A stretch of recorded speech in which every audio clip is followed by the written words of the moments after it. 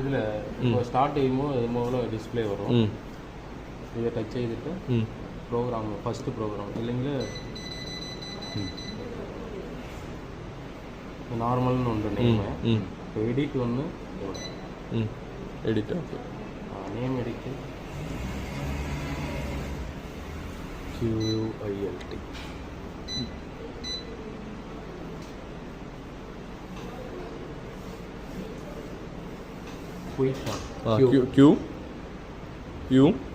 QU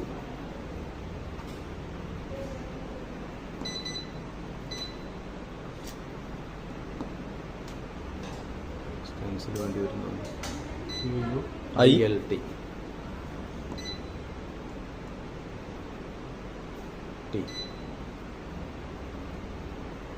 അല്ല അയ്യോ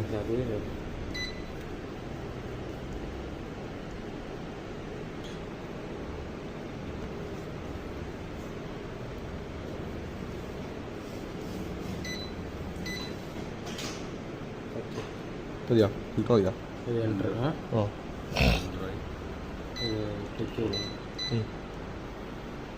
இப்போ இதில் ப்ராசஸ் வந்து ஒரு 20 மினிட் மாத்திரம் பறந்துட்டு இதில் வந்து 8 ப்ரோக்ராம் உண்டு.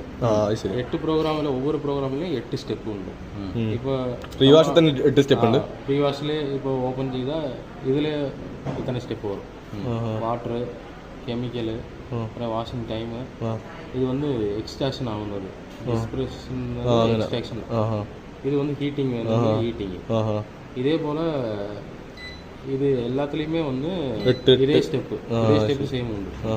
இப்போ நீங்கள் ஒரே ஸ்டெப்பில் எல்லா ப்ரோக்ராமும் கம்ப்ளீட் ஆகுമെങ്കിൽ மீதி எல்லாம் நோன்னு கொடுத்துரும். இது மாத்திரம் எஸ்.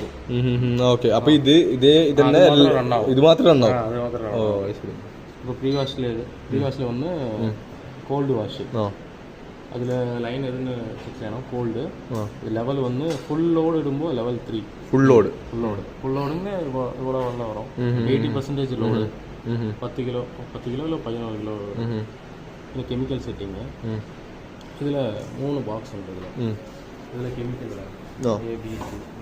ABC. இப்போ நீங்கள் மூணு കെമിക്കൽ ഇട്ടാൽ ഇതിൽ 3 എസ് കൊടുക്കണം. ഇല്ലെങ്കിൽ ഏതോ ഒന്ന് മാത്രം ഇതിലാ ഇടുന്നത് അതിൽ എസ് കൊടുക്കും. അതിലെ ടൈം.